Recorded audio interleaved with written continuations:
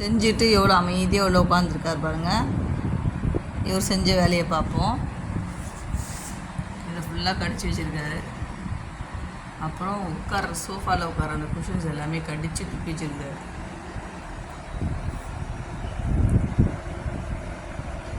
பார்த்தீங்களா? செஞ்சுட்டு திட்ட போகிறோன்னு சொல்லி அமைதியாக அவ்வளோ உட்காந்துருக்காரு. பரவாயில்ல, தெரியாமல் செஞ்ச இந்த பல் ஒரு மாதிரி அவங்களுக்கு டீத்திங் டைமில் எல்லாத்தையும் பார்த்து கடிக்கிற மாதிரி தான் இருக்கும். அவங்களுக்கு ஒன்று வாங்கியும் கொடுத்துருக்கோம். அதுவும் பத்தாமல் இவர் இந்த வேலையை பார்த்துருக்காரு. இதில் என்ன ஒரு விஷயம்னா, தெரியாமல் தான் செய்துங்க.